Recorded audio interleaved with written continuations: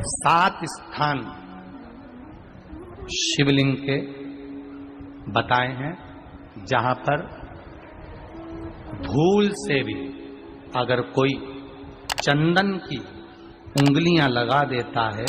7 स्थान ऐसे हैं जहां चंदन की मात्र उंगलियां लगा देने से ही शिव पितृलोक के पितरों को मुक्ति प्रदान करके वैकुंठ लोक का निवास दे गया। 7 स्थान।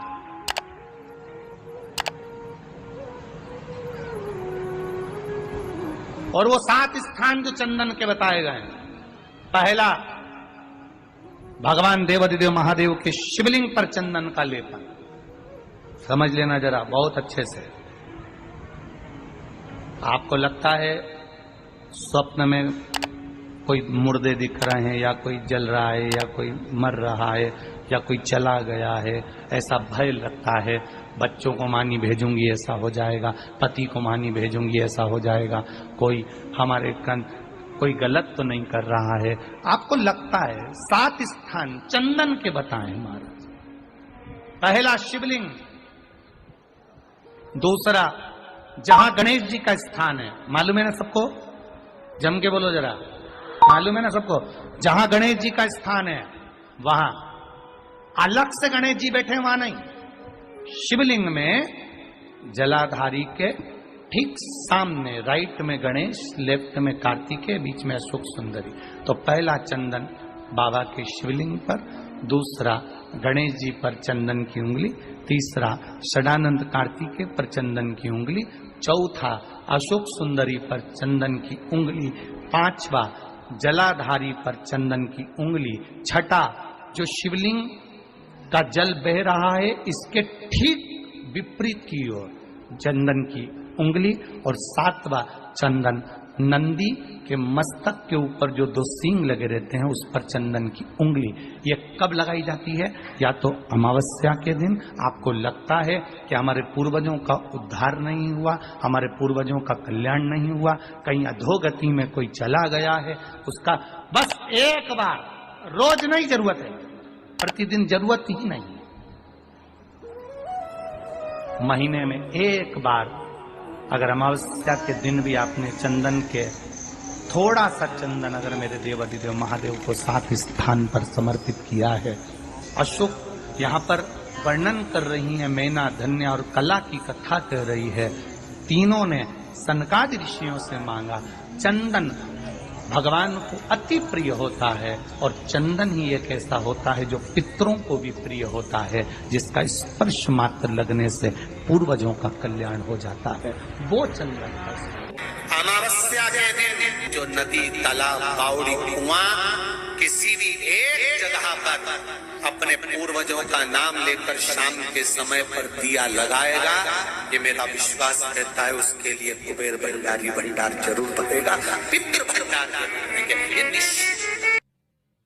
अवश्य तुलसी की लकड़ी पानी में घुमाकर, लकड़ी नहीं हो तो माला तो होगी ही, जल में भ्रमण कराकर, जल में घुमाकर, तुलसी की लकड़ी को जल में डालकर स्नान जो करता है, मात्र घुमाना है, लकड़ी डालकर नहीं रखना है, घुमाकर अपने पूजन वाले स्थान पर रखना, या पानी में पहले से घुमा लो, उस पानी को ले जाकर डाल दो। अमावस्या स्नान जो जीव करता है सोमती करती है, सोमती अमावस्याएं करती है, शनिचरी अमावस्याएं करती है, सारी अमावस्या का पुण्य उस जीव के खाते में चला जाता है। तो अच्छे से ध्यान रखिएगा, आप ब्राह्मण को भोजन कराएं ना कराएं, आपने धूप छोड़ी ना छोड़ी वो पता नहीं, गाय को रोटी दी ना दी, स्वान को भोजन दिया ना दिया, कौवे को भोजन दिया ना दिया, चलेगा।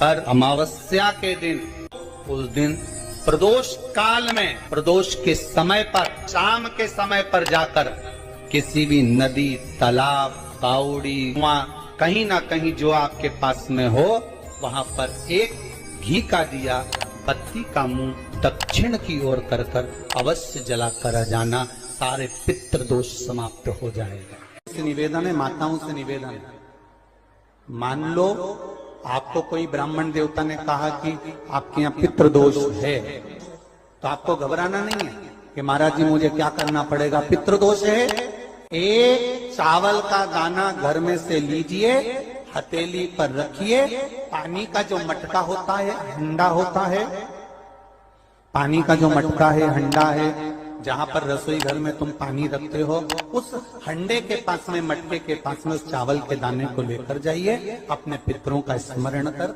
स्वधा स्वधा स्वधा स्वधा स्वधा 5 बार बोलकर शंकर भगवान की शिवलिंग पर, तुम्हारे घर में शिवलिंग हो तो घर में, और अगर मंदिर में शिवलिंग हो तो मंदिर में, उस चावल के दाने को चढ़ा दीजिए।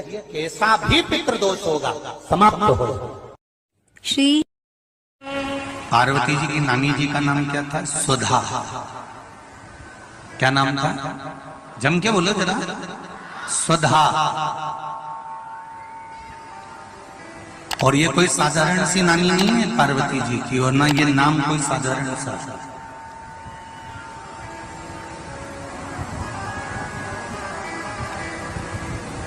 ये वो स्वधा है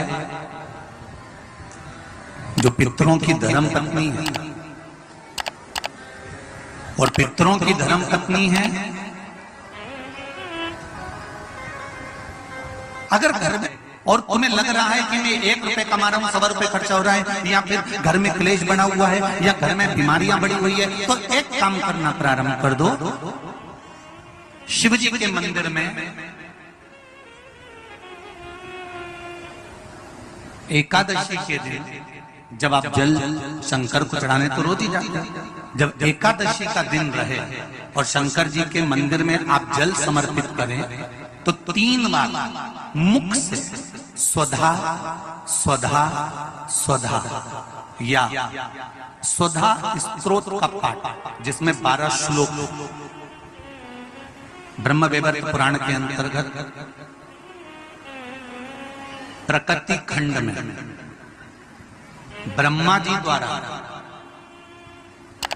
स्वधा स्तोत्र के पाठ का महत्व होता है। कोई कहे कि सियोर वाले महाराज ने ये स्वधा स्वधा स्वधा मंत्र कहां से दिया, तो आप उसको बता देना। ब्रह्म वैवर्त पुराण के प्रकृति खंड में से ब्रह्मा जी ने इस स्वधा स्तोत्र पाठ को प्रकट करा था, और स्वधा के मूल मंत्र का स्मरण कराया। इसमें 12 श्लोक हैं स्वधा स्तोत्र में। अगर स्वधा स्तोत्र नहीं पढ़ सकते तो 3 बार मुख से क्या बोलना है? जम के बोलो जरा। स्वधा स्वधा स्वधा।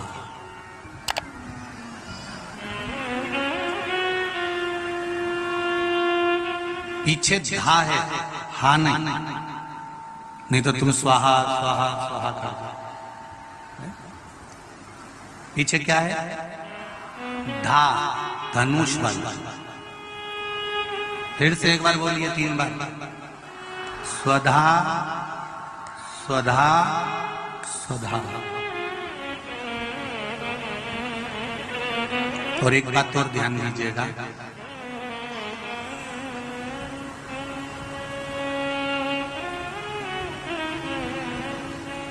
यदि कोई बुद्धि से विकलांग हो, विवेक काम नहीं कर रहा,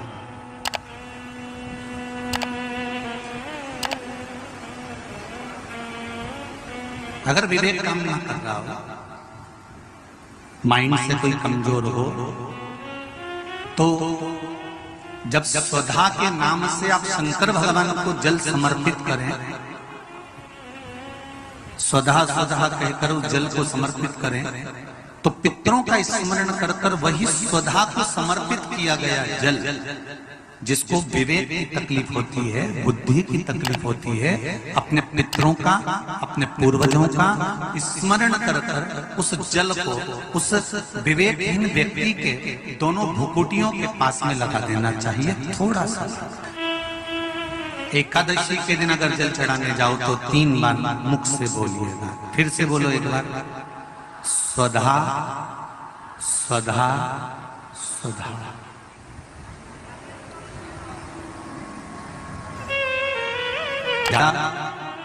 पितृदोष हो, ज्यादा तकलीफ चल रही हो, बहुत ज्यादा कष्ट में हो, तो शिव मंदिर में बैठकर या घर के मटका परिंदा या पूजन वाली जगह पर बैठकर 12 श्लोक का सुधा स्तोत्र का पाठ भी कर सकते। ये पार्वती जी की नानी जी सुधा,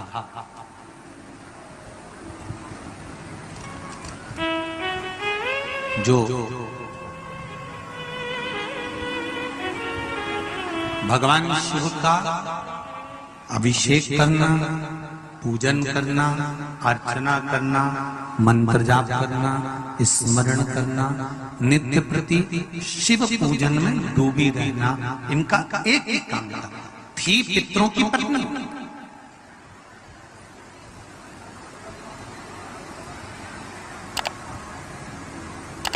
हैं पितरों की पत्नी, पर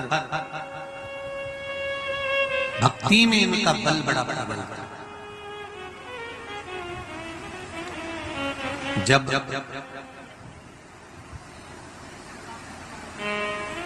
मैनावती के गर्भ से गंगा मैया का जब प्रागट्य हुआ था और प्रागट्य होने के बाद में संतान आगे नहीं हुई, तब माता मैनावती ने सुधा माता से पूछा था कि माँ मेरे गर्भ से और संतान नहीं हो रही। तब सुधा ने उनको शिव आराधना का भाव बताया था। तब मैनावती के गर्भ से पुत्र हुआ था जिसका नाम मैनाक पर्वत हुआ था। मैनाक पर्वत के होने के बाद फिर मैनावती के गर्भ से एक बेटी का जन्म हुआ था जिसका नाम माता पार्वती थी।